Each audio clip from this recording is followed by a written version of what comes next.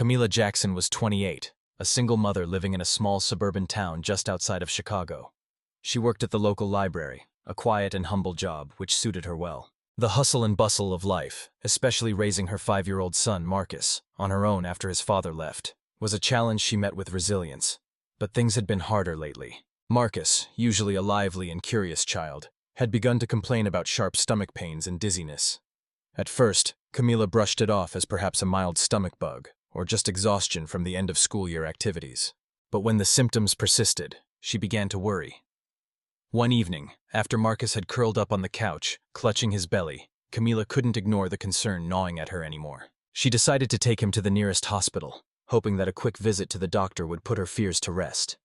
The hospital, though just a few miles away, felt like a world apart. The sterile smell of antiseptic, the quiet hum of fluorescent lights, and the distant murmurs of other patients made her anxious.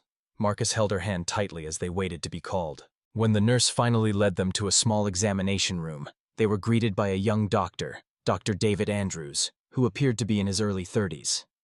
After a brief exchange of pleasantries, Dr. Andrews quickly examined Marcus. He looked over the boy's vitals and barely glanced at Camila before speaking.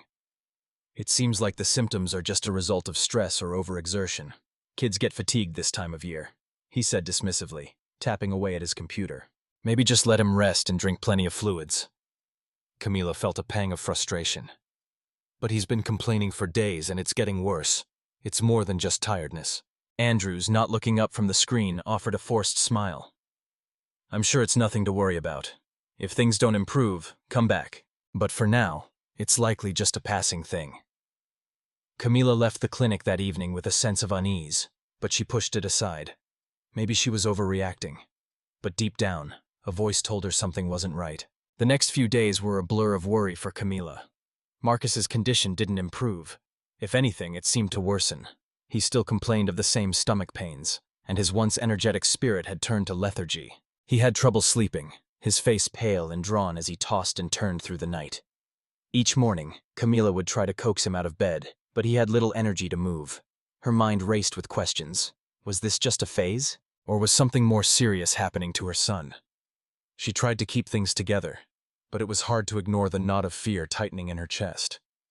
That weekend, Camila decided to take Marcus back to the hospital. She couldn't wait any longer. This time, she hoped for a different outcome. After a long wait in the sterile waiting room, they were finally called back to the same small examination room, where Dr. Elizabeth Harris, an older doctor with graying hair and glasses, greeted them. She didn't seem much warmer than Dr. Andrews. In fact, she seemed almost weary, as if the weight of the world was on her shoulders. After a quick exchange with Camila, she turned to Marcus and began her examination. Her fingers were brisk as she prodded his stomach, and her eyes darted over his medical history, seemingly uninterested in hearing Camila's full account of the symptoms. "You've brought him back again?" Dr. Harris asked, raising an eyebrow. "It's just exhaustion, I'm afraid. Kids like him often don't get enough sleep, especially when the weather warms up. You know, the usual things. Too much screen time, too little exercise." Camila's frustration bubbled to the surface. "He's not just tired, Dr. Harris. This isn't normal. He's been like this for days, and nothing I do is helping. Please, I need you to really listen to me." The doctor's response was curt. "I hear you, but there's not much else to say. This will pass. Just give it time. Make sure he's eating properly and getting enough rest. If you're really worried, you can schedule a follow-up in a couple of weeks." Camila was speechless. She felt as though she was being dismissed. She tried to hold back her anger, but her voice cracked as she spoke again. "You don't understand. I'm his mother. I know something's wrong. Please just run some tests. Something more than a rest diagnosis." Harris sighed, clearly irritated, and leaned back in her chair. "Ma'am, I understand your concern, but I don't think it's anything serious. I'm telling you, this is probably just the result of him not adjusting well to the change of seasons. If you still think he's unwell, I'd suggest you take him home and let him rest. But I don't see the point in unnecessary tests." Camila's mind was spinning, and she had heard the words before. "It's nothing. Just a phase. They'll grow out of it." But this time, something in her gut told her it wasn't that simple. She clenched her fists, trying to keep calm. When the appointment ended, Camila couldn't hold back the tears any longer. She stepped out into the parking lot, holding Marcus close as he walked beside her, his steps slow and uncertain. Camila wanted to scream, to demand that someone take her seriously, but she had to keep going, for Marcus's sake. At home, after putting Marcus to bed, Camila sat down at the kitchen table. Her heart felt heavy, but she wasn't ready to give up. She knew something was wrong, and she wasn't going to let anyone dismiss her again. For the next several nights, Camila searched tirelessly through medical journals, online forums, and health websites. She looked up every possible combination of symptoms, and after hours of research, she came across a condition that seemed to fit.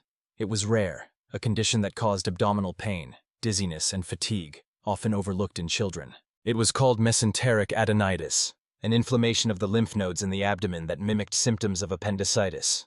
She wasn't a doctor, but she could recognize the patterns. This was no ordinary stomach bug or seasonal exhaustion. Her hands shook as she read more about it. It was a condition that required treatment, not just rest. The more she learned, the more certain she became that Marcus was suffering from this condition.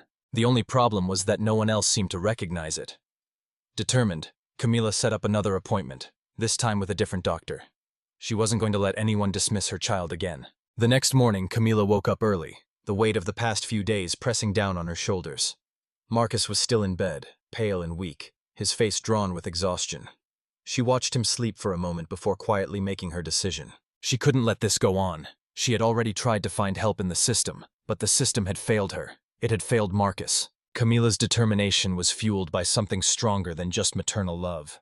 It was the sense that she had been ignored because of who she was, and more importantly, because of who her son was. She had seen the looks, the subtle, almost imperceptible judgments that seemed to follow her wherever she went, as if her black skin and the fact that she was a single mother made her less credible in the eyes of the people who were supposed to help.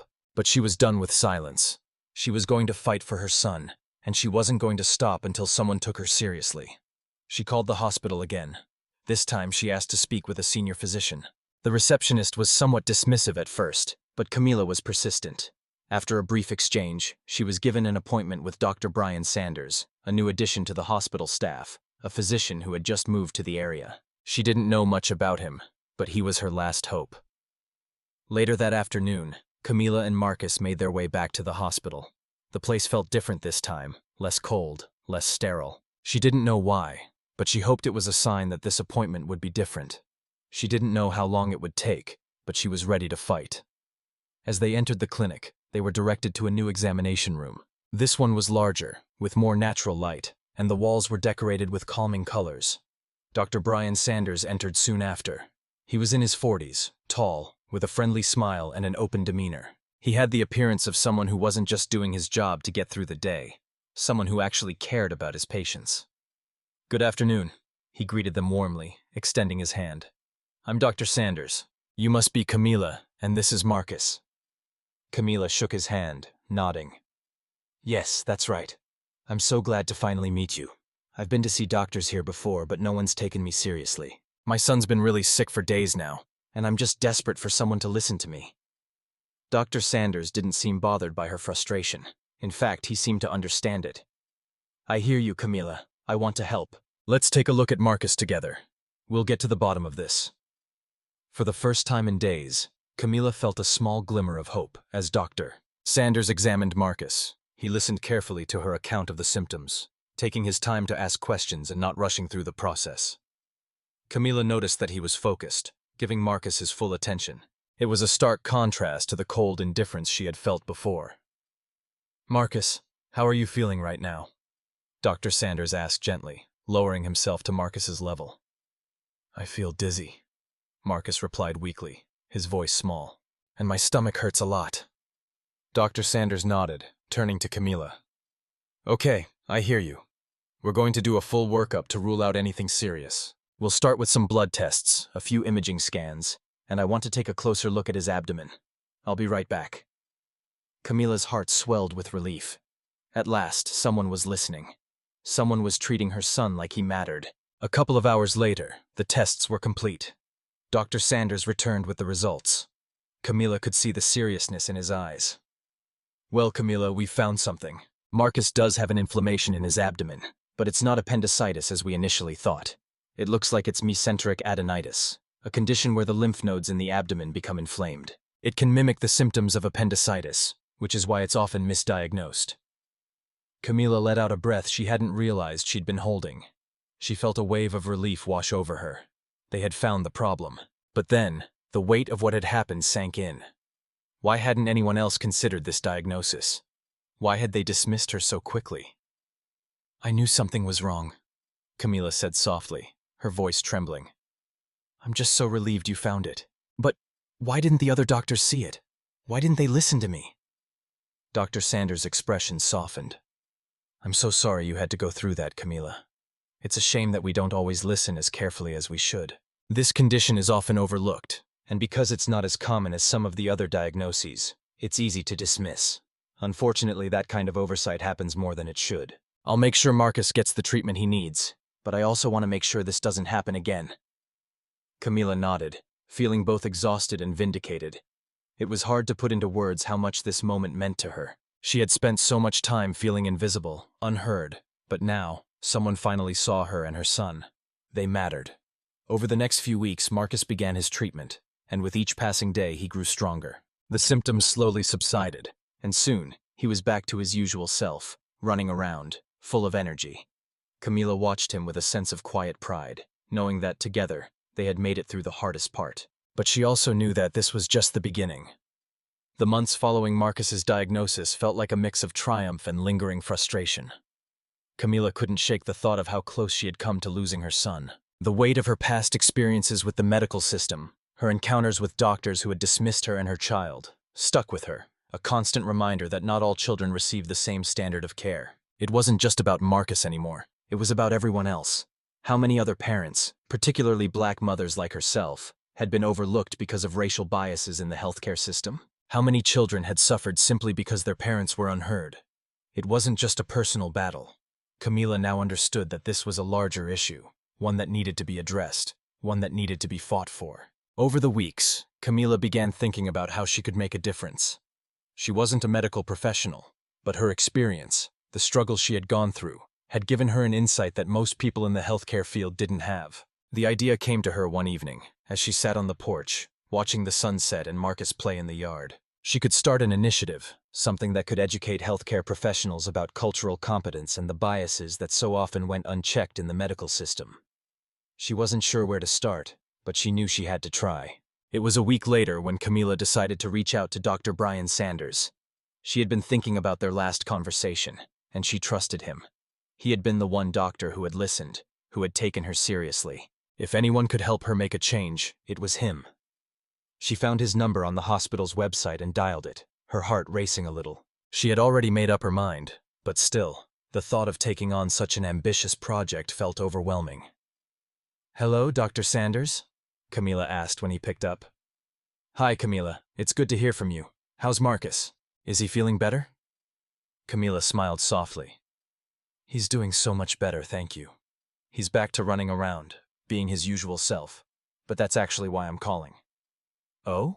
What's on your mind?" "I've been thinking a lot about the treatment Marcus received and about my experience with other doctors. The way they dismissed me, the way they ignored my concerns. I've come to realize this is bigger than just us. There's a pattern. There are so many parents out there, especially parents of color, who aren't being listened to, and their children are suffering for it." Dr. Sanders was quiet for a moment. "I'm listening, Camila. What are you thinking?" "I want to start a program. A training program for doctors and medical staff about cultural competence, about how implicit bias shows up in healthcare. I want to make sure that no other parent has to fight the way I did. I want to make sure that the next time a mother like me comes in with a sick child, they don't just get dismissed." Camila could feel the weight of her words as she spoke them, as if she was finally putting into motion the change she so desperately wanted to see. She wasn't sure if she could do it alone, but with the right support, maybe she could start something that would last. Dr. Sanders took a deep breath. "I think that's a brilliant idea, and honestly, I think it's long overdue. It's not something people want to talk about, but the problem is real. There are so many blind spots when it comes to bias in healthcare, and it's hurting people. I'd love to help you with this. I'll back you up, and I'll do whatever I can to help get this off the ground." Camila felt a rush of relief, as if a heavy weight had been lifted off her shoulders. She hadn't known what to expect from Dr. Sanders, but his support meant the world to her.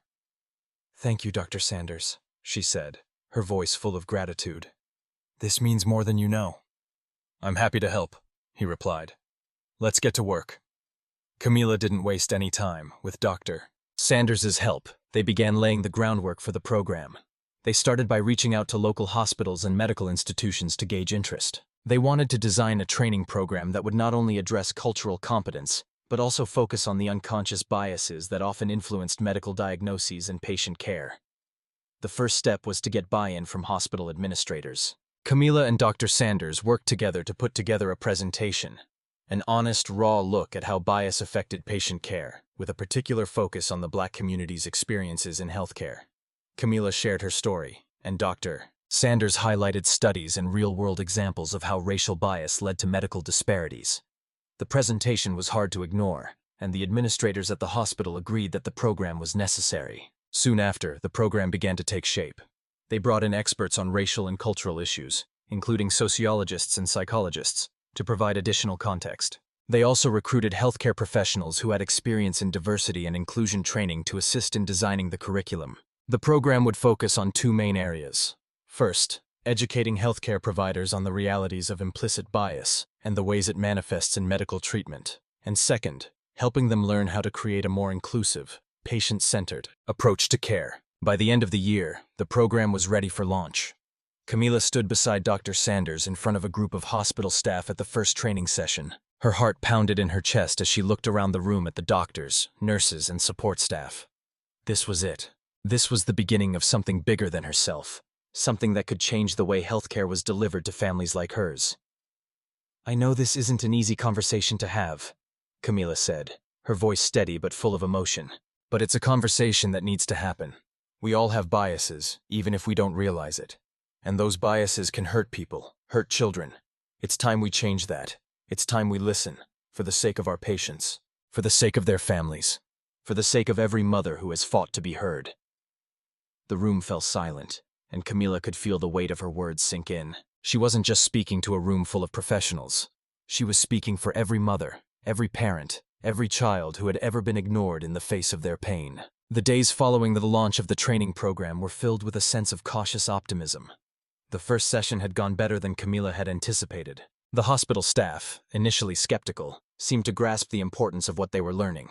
There was a palpable shift in the room, a recognition that bias existed, and that, as uncomfortable as it was to confront, it had real consequences for patients, especially those from marginalized communities. Camila had never been one to shy away from difficult conversations, but even she was surprised by how willing the healthcare professionals were to engage in the hard truths. In the weeks that followed, more sessions were scheduled, reaching a broader range of medical staff, doctors, nurses, and even administrative personnel who interacted with patients daily. It became clear that this was just the beginning of something that needed to be sustained, something that needed to grow. Dr. Sanders, who had become Camila's ally in this endeavor, was fully invested in making the program a success. They worked together tirelessly, refining the curriculum based on feedback from the participants. The program was evolving from a one-time training session to a series of workshops that would be required for all new medical staff. Slowly but surely, the hospital was embracing the idea that they needed to be better, more aware, more empathetic, more inclusive. But Camila knew that one hospital wasn't enough. She wanted more. She wanted to create a movement, to start a conversation that would reach far beyond the walls of this institution. The hospital was just the first step. If this program could make a difference here, why couldn't it spread to other hospitals, clinics, and even private practices across the country? The first real opportunity for expansion came when Camila received an invitation to speak at a national healthcare conference. The conference, which was focused on improving healthcare outcomes through diversity and inclusion, was being held in New York City. It would bring together thousands of healthcare professionals from around the country. It was exactly the kind of platform she needed to push her message forward. It wasn't an easy decision. Camila had never been one for public speaking, and the thought of addressing a crowd of strangers, many of whom would likely be in positions of power, made her stomach turn. But she knew that this was a chance to make her message heard on a larger scale. It was a chance to bring her story, and the stories of so many others, to the forefront of the conversation. After weeks of preparation, Camila found herself on a plane to New York. She spent the days leading up to the event in a whirlwind of meetings and rehearsals. She worked with a team to refine her speech, adding personal anecdotes from her own journey, the lessons she had learned along the way, and the challenges she still faced. It was clear to her that this wasn't just about sharing her experience. It was about lighting a fire under the people in that room, about giving them the tools to be better. The day of the conference arrived, and Camila stood backstage, waiting for her turn to speak. Her palms were sweating, and her nerves were frayed. But as she looked around at the faces in the audience, doctors, nurses, administrators, policymakers, she felt a sense of responsibility wash over her. This was her chance to make an impact. This was her moment. When her name was called, she took a deep breath and stepped onto the stage. The room went quiet as she stood at the podium, her heart racing in her chest. She scanned the crowd, locking eyes with a few people here and there, trying to steady herself. "Good afternoon," she began, her voice steady despite the knot in her stomach. "My name is Camila Jackson, and I'm here today to talk about something that affects all of us. Something that we don't always like to talk about, but something that we can no longer ignore." She paused, letting the silence fill the space before continuing. "For the past several months, I've been working to create a program to educate healthcare professionals about cultural competence and implicit bias. It started because of my son, Marcus, and the battle we had to fight just to get him the care he needed. We were dismissed by doctors who didn't listen to me, who didn't take my concerns seriously because of the color of my skin. And I'm sure I'm not the only one. I'm sure there are countless other parents, particularly black mothers, who have had the same experience. And I'm sure there are countless children who have suffered because of it." Her words hit the room with a force that left the audience hanging on every syllable. Camila had always known that her story could make a difference, but seeing the faces of these professionals, who were hearing her message for the first time, made her believe that change was truly possible. "I'm here to tell you that this problem is not just about me or about my son. This is about a system that has been broken for far too long. A system that has allowed bias, subtle, implicit, unconscious bias, to shape the way patients are treated. A system that has allowed children to go without the proper care because their mothers were ignored. I know this because I've lived it. I've seen it happen to my child, and I've seen it happen to others." Camila took a moment to steady herself, her emotions threatening to overwhelm her. She had to push through. She had to be strong. "I'm here today because I believe we can do better. We can be better. And it starts with acknowledging the problem. We need to talk about how implicit bias shows up in our work. We need to talk about how it affects our patients, and how it affects their families. And most importantly, we need to talk about how we can fix it, how we can be the change that healthcare so desperately needs." The room was silent for a moment, before a ripple of applause began, tentative at first, and then growing stronger. Camila felt her chest tighten as she fought back tears. She had done it. She had spoken her truth, and it had resonated with them. It wasn't just her story anymore. It was their story too. After the speech, Camila was flooded with support. Several people approached her, offering their help, their resources, their expertise. They wanted to learn more about the program and how they could implement it in their own institutions. For the first time in her life, Camila felt like her voice truly mattered. She had started a conversation that was bigger than herself. As she returned home from the conference, Camila felt a renewed sense of purpose. The work was far from over, but this was just the beginning. With each step, with each conversation, she was helping to break down the walls that had too long stood in the way of real, meaningful change. And for Marcus, for all the children who needed care, she would keep fighting. Because now, more than ever, she knew that change was possible. Camila's life in the months after the conference took on a rhythm she hadn't anticipated. What had started as a personal battle for her son's health had become a mission to help others like him. Families who had been ignored, dismissed, or undervalued because of the biases embedded in the healthcare system. As the weeks passed, the training program Camila had worked so hard to build continued to grow.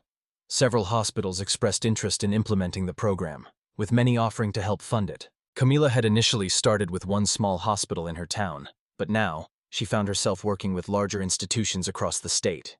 What had once been a single initiative was now expanding into a movement. It was a dream she hadn't even dared to imagine. However, with all the progress came new challenges.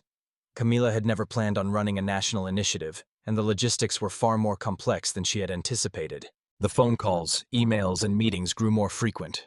At times, she felt overwhelmed, like she was trying to juggle too many things at once. She found herself staying up late, working long hours, constantly trying to balance her responsibilities as a mother, advocate, and activist. Marcus, although healthy now, still needed her, and that was something she had to remind herself of daily. Even though her mission had started as a deeply personal one, she had become the face of a much larger issue.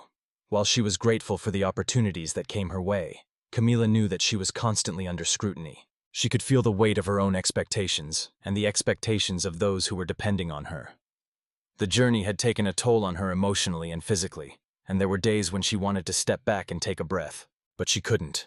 Not yet. Her phone rang one afternoon, breaking her out of her thoughts. It was Dr. Brian Sanders. "Hey, Camila," he greeted her warmly. "How's everything going with the program?" Camila smiled, though it was tinged with exhaustion. "It's going well, Dr. Sanders, but it's a lot. I didn't expect it to grow this quickly. I've been in back-to-back meetings, planning the next phase of expansion. I'm just trying to keep up with it all." "I hear you," Dr. Sanders said sympathetically. "I know it's a lot to handle, but you've done amazing work so far. And remember, you don't have to do it all alone. I'm here, and the team is behind you." "I know, and I'm grateful for that," Camila replied. "But I think I need to take a step back. I've been so focused on the program, I haven't really had time for Marcus, or even for myself. I'm getting burnt out." There was a brief pause on the other end of the line. Then Dr. Sanders spoke gently. "Camila, you've done incredible work. You've made real, tangible change. But it's important to take care of yourself. The work you're doing is vital, but you can't pour from an empty cup." Camila nodded, even though Dr. Sanders couldn't see her. "You're right. I've been so caught up in everything. I've forgotten why I started all of this in the first place. It wasn't just about making a change in the healthcare system. It was about making sure Marcus has the life he deserves. And I can't do that if I'm running on empty." "Exactly," he said. "You're making an impact, but remember, it's a marathon, not a sprint. Take the time you need, and when you're ready, we'll keep moving forward together." Camila sat quietly for a moment, reflecting on his words. It was hard to admit, but she knew he was right. She had been pushing herself so hard, trying to keep everything moving forward, that she had lost sight of what truly mattered, her family and her own well-being. "I'll take your advice, Dr. Sanders," she said finally. "I'll take some time off and figure out how to move forward without burning out. I owe it to Marcus, and to myself." In the days that followed, Camila took a much-needed break. She spent more time with Marcus, taking him to the park, reading together, and enjoying the simple pleasures of being a mother. It was in these moments that she rediscovered her sense of balance, and for the first time in months, she felt a sense of peace. During this time, she reflected on how far they had come. Marcus was thriving. He was healthy and happy. Their lives had returned to some semblance of normalcy, though the world around them had shifted. The fight wasn't over, but Camila had learned something important. She didn't have to carry the weight of the world on her shoulders alone. By the time she returned to work on the program, she had a clearer vision of what needed to be done next. She had enlisted the help of several colleagues who were experts in different areas: mental health professionals, educators, and even community leaders, who could help her build a sustainable framework for the program's long-term success. She knew that in order for this work to truly make a difference, it had to become ingrained in the fabric of the healthcare system, not just a passing initiative. The next phase of the program focused on incorporating mental health resources for both patients and healthcare professionals. Camila understood the emotional toll that the work took on everyone involved. Doctors, nurses, and staff who interacted with vulnerable patients every day needed support too. Burnout and compassion fatigue were real issues that needed to be addressed alongside the training on implicit bias. Camila also recognized the importance of involving patients in the conversation. Their voices needed to be heard, their experiences validated. She began developing a series of community workshops where patients, especially from marginalized groups, could share their stories and provide feedback on how the healthcare system had impacted their lives. These workshops were designed to build trust and foster open dialogue between patients and providers. With each new step, Camila's vision for a more inclusive and equitable healthcare system began to take shape. It wasn't going to happen overnight, but she knew that the work they were doing would lay the groundwork for real, lasting change. The ripple effect of her work was tangible. As the program expanded, more hospitals and clinics reached out, eager to implement the training. Other cities and states followed suit, adopting the curriculum Camila had helped create. What had started as a small initiative was now a national movement. But Camila knew that true change would take time. She wasn't naive enough to believe that one program, or even one success story, could fix the deep-rooted problems within the healthcare system. But she had learned that even the smallest ripples could create waves. And for every wave that reached a new doctor, a new patient, a new community, Camila felt the impact of her work, and the promise that change, though difficult and slow, was possible.